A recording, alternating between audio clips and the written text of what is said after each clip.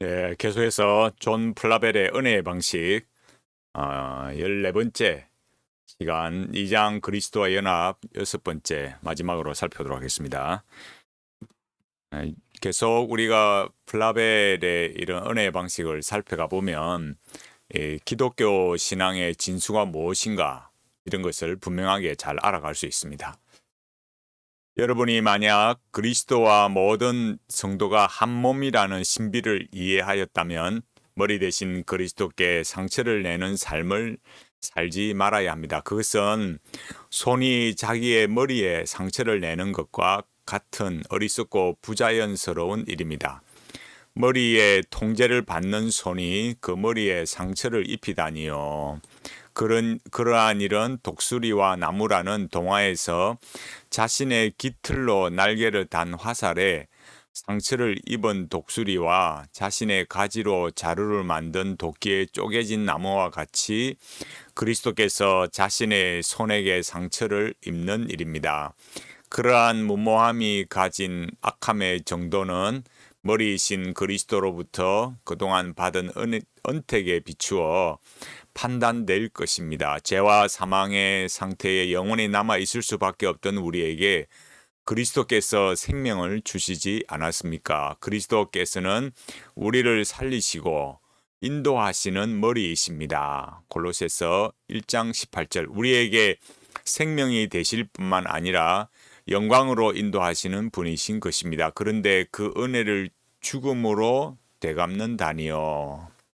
그러니까 이런 내용들은 우리가 그리스도와 우리와 이렇게 신비적으로 연합된 머리요 지체다, 한 몸이다라는 것을 아는 사람이라면 자기 삶에 있어서 그리스도께 얼마나 참 경건한 삶을 살아야 하는가 이런 내용을 말해주고 있습니다. 이런 신앙의 내용의 근본적인 원리, 그러니까 기독교 신앙이란 게 무엇인가 이런 것들을 앞서 말씀드린 대로 분명하게 이런 언약 신앙의 언약적 연합, 이 신비적 연합이 가지는 내용이 언약적 연합인데 그것이 저 신비주의자들처럼 이런 존재론적 일치나 연합이 아니라 이 언약적 연합 속에서 하나님의 성품을 닮아가는 것으로 그렇게 나타나야 되는 거죠. 여러분들이 이 땅에서 하고 있는 모든 일들이 여러분 자신의 지혜로 진행되거나 운용되는 것이 아니라는 사실을 알아야 합니다.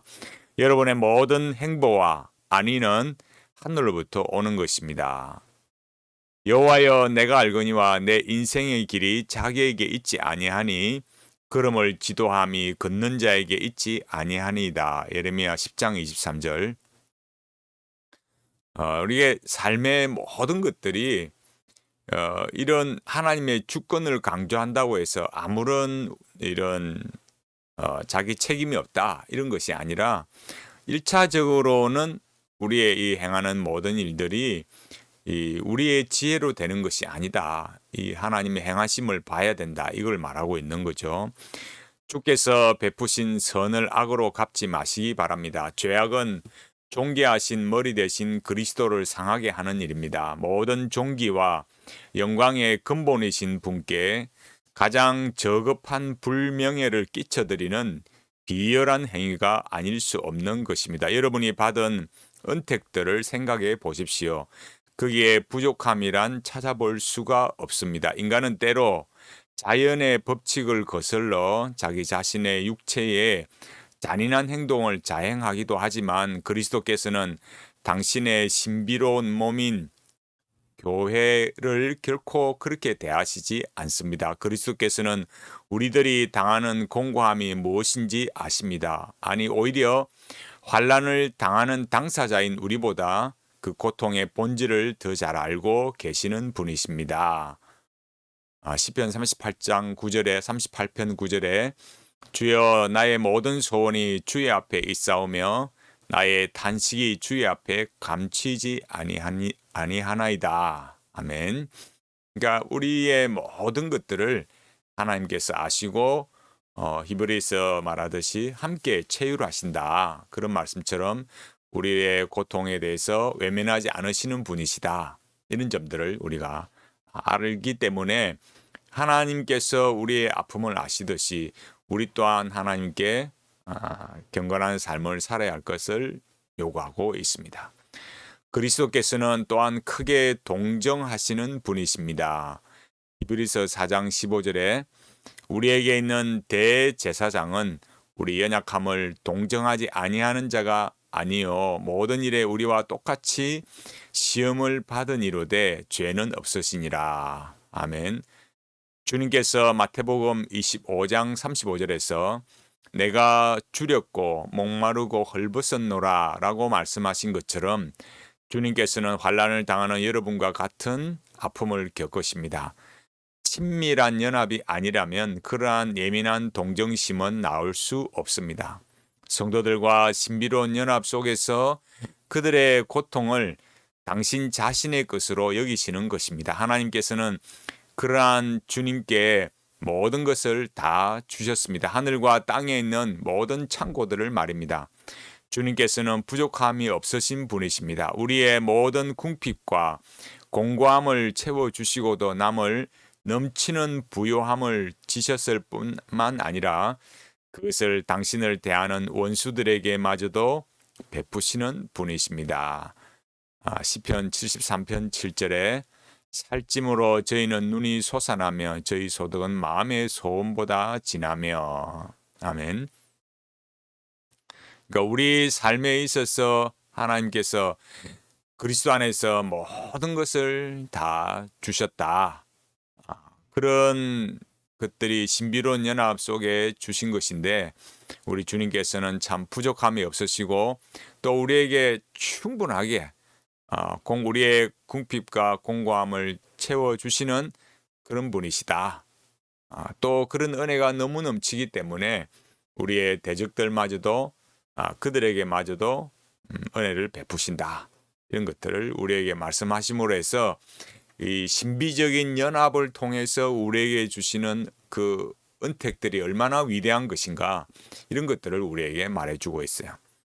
원수들에게 마저 넘치도록 베푸시는 주님께서 당신의 백성들을 소홀히 대하실 것 같습니까? 결코 그렇지 않습니다. 뒤를 돌아보십시오. 여러분이 고통 당할 때마다 주님이 여러분과 함께 계시지 않았습니까? 주님께서는 결코 우리를 떠나시거나 버리시지 않는다고 약속하셨습니다. 그 약속은 지금까지 한 번도 지키지 않은 적이 없습니다. 모든 것을 가지신 분이 우리의 궁핍과 고통을 함께 느끼고 계십니다. 그분은 결코 우리를 버리지 아니하실 것입니다. 불안해하지 마십시오. 여러분은 어떠한 불안감도 느낄 만한 하등의 이유를 가지고 있는 사람들이 아닙니다. 만약 그리스도의 지체들인 여러분들을 핍박하는 자가 있다면 그런 곧 그리스도를 핍박하는 것입니다. 그리스도께서 사울에게 어찌 내가 나를 핍박하느냐라고 말씀하셨습니다.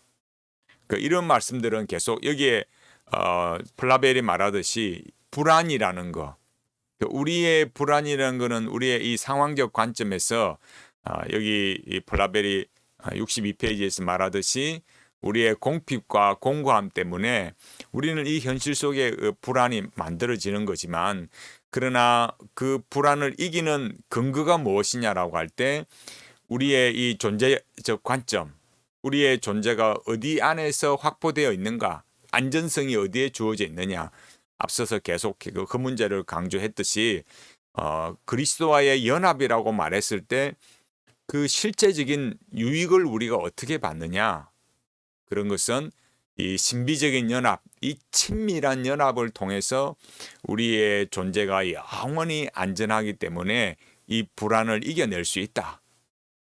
이걸 우리에게 말씀해 준다는 거죠. 이런 관점들을 우리가 의미와 통일성의 이 세 관점, 관계 존재 사명의 이 세 관점에서 우리가 너무나 풍성한 은혜를 누리고 살아가고 있다. 이걸 우리가 볼 수 있어야만 됩니다. 그러니까 교리가 단지 이렇게 교리로만 끝나서는 안 되는 거예요.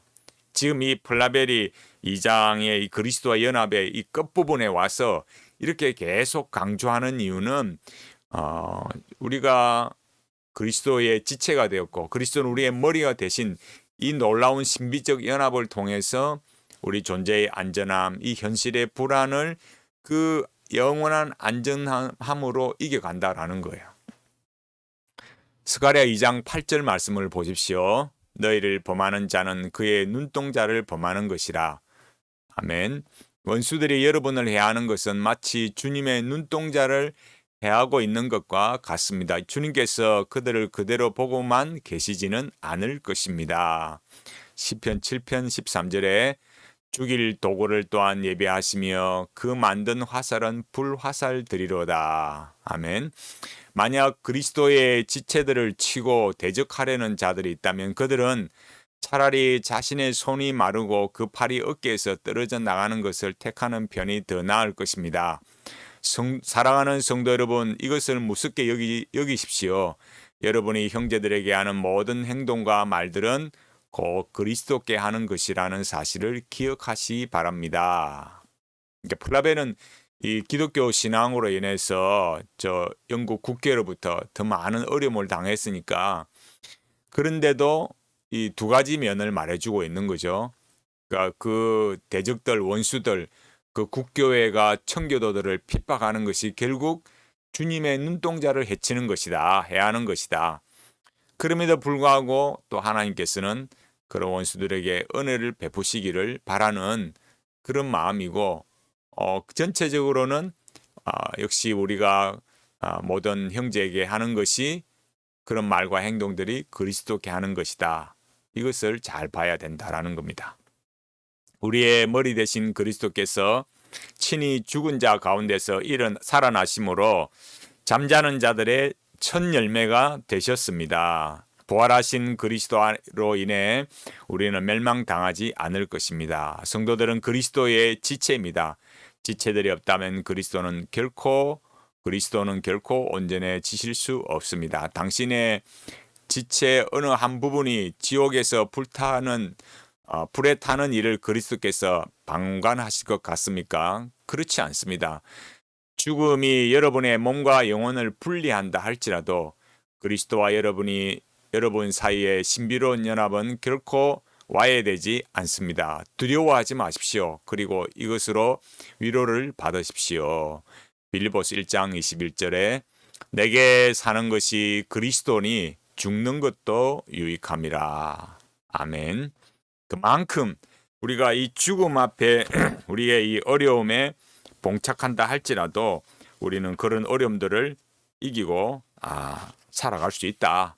그런 걸 두려워하지 마라. 이것을 우리에게 말해주고 있어요. 여러분은 진정 그리스도와 연합한 사람들입니까? 여러분에게서 그것을 증명하는 자연스러운 증거들이 흘러나오고 있습니까? 그리스도와 긴밀하게 연합된 사람들은 그리스도의 거룩을 자신의 영혼에 전달받은 자들입니다. 영혼에 그러한 일이 일어나지 않는다면 그리스도와 진정으로 연합되었다고 말할 수 없습니다. 여러분이 그리스도께 접붙임을 받은 사람들이라면 여러분의 삶 속에서 죄 죽이기를 실천하여 그리스도의 죽으심과 부활하심을 본받는 자들임을 증명해야만 합니다. 이렇게 말했습니다. 그러니까 우리 신앙에 있어서 어떤 우리의 본성적인 변화가 주어졌느냐, 그 본성적인 변화, 그것은 그리스도의 거룩이 우리 영혼에 전달이 되었기 때문에 우리가 우리 삶에 그리스도께서 우리에게 주신 이 은혜를 알고 접붙인 자들, 그리스도께 접붙인 자들이라면 죄 죽이기를 해야 된다. 이 몰티피케이션이 있어야 된다라는 겁니다. 여러분이 그리스도와 긴밀히 연합하였다면 여러분은 그리스도를 사랑하고 그리스도를 존귀하게 여기지 않을 수 없습니다. 연합이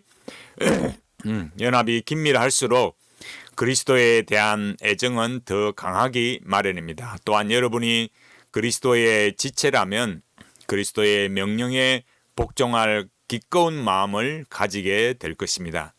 몸의 지체가 머리의 명령을 따르는 것은 자연스러운 일입니다.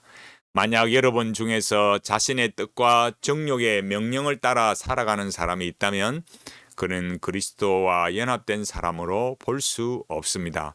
선한 열매를 맺는 일 역시 그리스도와의 연합을 말해주는 대표적인 증거입니다. 그리스도와 연합한 모든 사람들은 하나님께 합당한 열매를 맺기 마련입니다. 그리스도의 충실한 뿌리로 인해 자라는 가지들이 좋은 열매를 맺는 일은 너무나도 자연스러운 일일 것입니다. 여기서 우리가 잘 알아야 되는 거죠. 열매라는 것, 그 열매라는 것을 반드시 어떤 이 거룩이라고 말했을 때 어떤 도덕적인 그런 걸로만 계속 갔어도 안 되지만 그렇다고 도덕적인 열매가 없다 이렇게 말하는 것도 아니고, 그러니까 우리의 이 신앙이 도덕적인 열매로 나타나는 거죠. 그러나 그 도덕적인 열매만이 아니라 더 중요한 것은 무엇인가, 그 열매라는 그 중요한 기준이 무엇인가 할 때 그리스도의 명령에 복종한다는 거예요. 우리가 얼마나 선한 모습으로 나타나느냐 이런 것도 중요하지만, 그게 도덕이라는 하나의 형태로 나타나는 것도 중요하지만, 그러나 근본적으로 머리 대신 그리스도의 명령을 따르는 것, 그 말씀에 복종하는 것, 그래서 자신의 뜻과 정욕을 버리고 살아가는 삶이 1차적으로 중요하다. 그것이 그런 마음이 있어서 열매로 나타나야 된다. 이걸 말해주고 있습니다. 여러분이 그리스도의 지체라면 지체로서 행해야 할 마땅한 의무가 있다는 사실을 알아야 합니다. 여러분에게 주어진 영적인 의무를 게을리 하지 마십시오. 그리고 감사하십시오. 그리스도 안에서 여러분은 하나님을 소유하게 된 사람들이 아닙니까? 하나님께서는 그리스도와의 연합을 통해 여러분을 광대하게 하셨습니다. 하나님 앞에서 겸손하고 낮은 마음을 가지십시오. 로마서 11장 18절, 내가 뿌리를 보존하는 것이 아니요 뿌리가 너를 보존하는 것이니라. 아멘. 그러니까 우리가 첫째는 이 그리스도의 명령에 지체로서 복종을 해야 되고, 감사하면서 우리의 의무를 게을리 하지 않아야 되는데, 그런 것들이 마치 우리에게서 나오는 것처럼 오해하지 말라는 거야. 우리가 주를 향해서 열심히 참 믿음의 이 선한 싸움을 싸워가고 하나님 앞에 우리의 달려갈 길을 갈지라도 우리는 언제나 하나님 앞에 겸손한 마음으로 살아야 된다. 왜냐하면 뿌리가 우리를 보존한다. 그리스도라는 그 뿌리를 통해서, 그 충실한 뿌리로 인해서 우리가 자라나고 있다. 이거를 귀하게 여기라는 겁니다. 별들이 빛나는 이유는 태양이 그 별을 비추기 때문입니다. 그러니까 별 자체는 빛을 내지 못하는 거죠. 태양이 비추기 때문에 그 빛을 반사해서 별이 빛나듯이 우리의 신앙의 열매들도 그런 것이다. 이걸 말해줍니다. 여러분은 그리스도를 더욱 존귀케 하려는 열심을 가져야 합니다. 존귀한 그리스도께서 여러분을 존귀하게 하시지 않으셨습니까? 그러니 기꺼운 마음으로 그리스도께 영광을 돌리십시오. 그 일로 인해 설령 여러분이 세상 가운데서 고난과 수치를 당한다 할지라도 말입니다. 그러니까 우리가 이 신앙 때문에 어려움을 당하는 현실을 사실은 이 존 플라벨이나 그 시대의 청교도들만큼 우리는 잘 몰라요. 그럼에도 불구하고, 그러니까 그렇게 참 신앙을 위해서 목숨까지 잃어가면서 살았던 그 시대의 그 사람들처럼 우리가 참 그만한 어떤 자리에는 가지 않을지라도 우리에게 닥치는 이런 고난과 수치들을 생각하면서도 참으로 그리스도께서 우리에게 은혜를 계속해서 베푸시고 우리를 존귀케 해주신 그 은혜를 감사하고 이 고난을 이겨가야 된다. 우리에게 주어진 이 은혜들이 어디로부터 오고 있느냐, 이걸 놓치지 말라는 겁니다.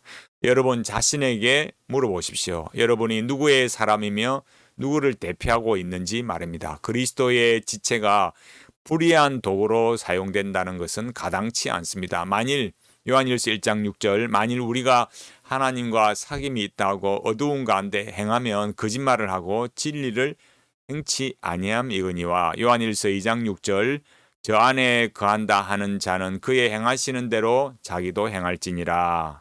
아멘. 마음을 지켜 그리스도와의 연합을 굳건히 하십시오. 이렇게 말했어요. 그러면서 에베소 4장 3절 4절 평안에 매는 줄로 성령의 하나 되게 하신 것을 힘써 지키라.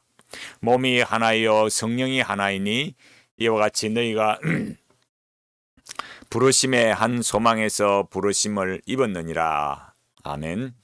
여러분은 그리스도와의 연합으로 그분이 가지신 모든 부요함과 은택을 소유한 사람들입니다. 그리스도께서 온전히 여러분의 소유가 되셨습니다. 여러분의 작고 연약한 팔이 그토록 영화로우신 분을 영접하게 되다니요. 이보다 놀랍고 위대한 일이 또 있습니까? 이렇게 2장을 결론 내렸습니다. 그러니까 그리스도의 연합으로 우리에게 주어진 모든 참 부요함과 은택을 누리고 있다. 그렇기 때문에 우리가 이런 모든 살아가는 삶의 고난과 아픔과 심지어 원수를 대할지라도 우리가 이런 어려움들을 이겨갈 수 있다. 우리는 그 속에서 뭘 해야 되느냐라고 할 때 참 언약의 그런 업무들을 다 지켜 행함일 뿐만 아니라 또 죄 죽임, 은혜 살림 이런 방향으로 계속 가야 되는 거죠. 그래서 우리의 행하는 모든 일들을 여기에는 좀 더 하나님의 주권적인 측면에서 강조되고 있어요. 앞서 여기 말했던 것처럼 별이 빛나는 것은 태양이 비춤으로 이렇게 빛나듯이 우리의 행하는 모든 것들이 그리스도라는 그 충실한 뿌리로부터 주어지고 있기 때문에 교만해서는 안 된다. 언제나도 겸손한 마음으로 하나님 앞에 우리의 이 사역을 감당해 가야 된다. 이것을 우리에게 말씀해 주고 있습니다. 그러니까 우리의 이 신앙의 근본적인 것이 이 범위와 통일성의 세 관점으로 말할 때 관계, 존재, 사명 이 세 가지가 우리에게 명확히 다가와야 된다. 이런 것들을 알아야 여기 이 현실의 궁핍과 고난으로 인해서 불안을 직면할 때 그리스도 안에서 충만한 삶으로 살아갈 수 있다. 이것을 우리에게 말해주고 있습니다. 우리가 이런 내용들을 잘 살피면서 참 성도의 삶의 풍성함이 어디로서 오는가 이런 것들을 우리가 알 수 있습니다. 그러니까 실존주의적인 신앙이 되면 안 된다는 거예요. 요즘같이 이렇게 너무 이렇게 실존주의에 오염되어 있거든요. 그러니까 하나님 안에서 우리의 신앙을 논한다고 할 때 우리의 신앙이 참 예수 그리스도 안에 있는 그런 연합, 신비로운 연합으로 우리 존재가 안전하고 우리가 이 고난을 이겨낼 수 있다. 이것이 기독교 신앙의 진수다. 이런 걸 바르게 알아가고 이 어려운 현실을 믿음으로 승리하는 우리 모두가 되기를 간절히 바라겠습니다.